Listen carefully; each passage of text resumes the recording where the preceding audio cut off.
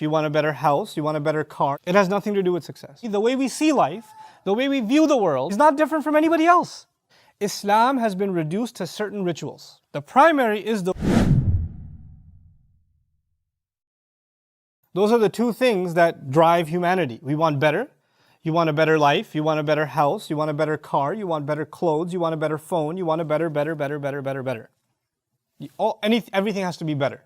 And even if you have it, you want something more. So it's quality and what? Quantity. Those two things are constantly obsessing. If you have everything, you want more money now. Because I might want something better later. Right? So, and if I want something better, I need more money. So it's either quantity or quality, or quantity or quality. If I had more money, I'd have a better quality car, a better quality house, better quality clothes, better quality travel, better quality vacation. That's what these two things are. They bounce off of each other. Now, those two things, we feel if we had those two things, we'd be successful. We'd actually be successful. And the more we're getting, the more successful we are. Someone who has a higher salary is considered more successful than someone who has a lesser salary. The one who has a higher education and more degrees is more successful than someone who has less degrees. Though someone who has a better quality life, better quality materials around them, better quality of social circle is considered more successful than the one who doesn't. And Surah Al-Asr comes along and reverse engineers all of it and says, actually, all of this is just loss. No, all of this, your time's running out and you're running after things that are nothing but loss. إِنَّ الْإِنسَانَ لَفِي خُسْرٍ. First Allah commented on how obsessed you are with more and better. And then He basically said, and more and better, the way you think of them, is nothing but failure. It has nothing to do with success. This surah redefines success and failure. The team that won the championship is a winner. The team that lost the championship is a loser. So we define success and failure the same way. The one who won the election is a success. The one who lost the election is a failure. The one who graduated is a success. The one who got kicked out of school is a failure. It doesn't matter if you're Muslim or not. You're going to think of success and failure in the same way.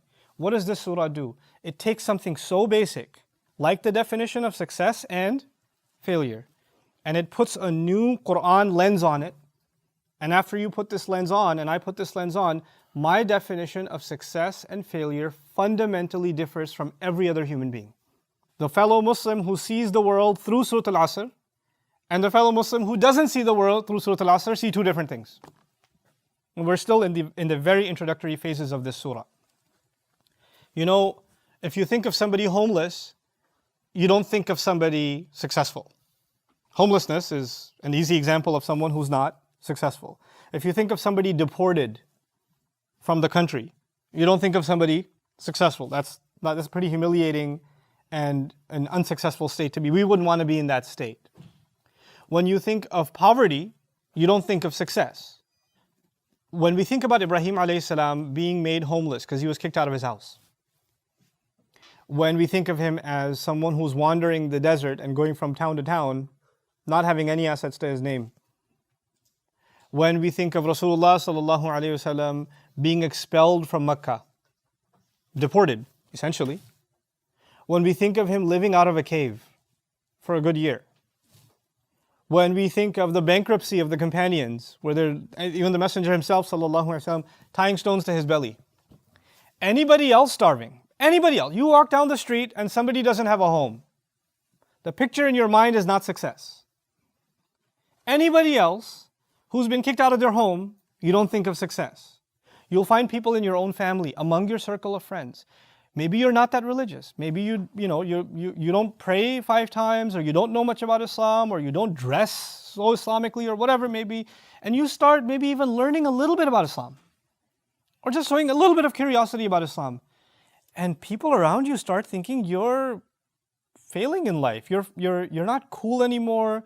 You've lost out on something. You've become weird. You're not as acceptable as you once were. There's some sort of a loss associated with coming close to Islam, even if a little bit. And the more they see you as serious about the religion, the more of a loser you are. In many countries in the Muslim world, People are afraid that their young sons and daughters might become religious, because if they do, that means they won't get good jobs, they won't have good careers, they won't get a good education, they'll become fanatics, they'll become crazy. All these fears are there that they will lose out on life if they get close to Islam. And though at some level I sympathize with that fear, because there's a lot of fanaticism out there. There is. But to take all of Islam and say, if you become anywhere close to this deen, if I see you praying 5 times, or if I start noticing that you're not wearing the tight clothes that you once wore, and that's not a good thing. You're becoming too extreme, you're too hard on yourself, and you start seeing that you're missing out on life, or you're in a state of loss, then your definition of loss and failure is not based on Surah Al-Asr yet. That worldview hasn't been established. You see, Islam today has become a label. We carry the name, we carry Muslim names, we celebrate Eid, we show up for Jummah, we do certain rituals, like the Christians do their rituals, and the Jews do their rituals. They have their Sabbath, they have their Sunday, we have our Friday. We eat the halal food and we're good. Basically, Islam's become just a few things that we do, but practically, the way we see life, the way we view the world, has not changed at all, is not different from anybody else. They have certain definitions of success and failure, and ours are identical. We consider the very same thing, success and failure, as our non-Muslim colleagues. Islam has been reduced to certain rituals, not a way of seeing the world. The Quran first came to change the way we see the world. Everything else is secondary. The primary is the way you see the world changes. That's the point of Surah Al-Asr. Its function is to make you see the world from the Quran's lens.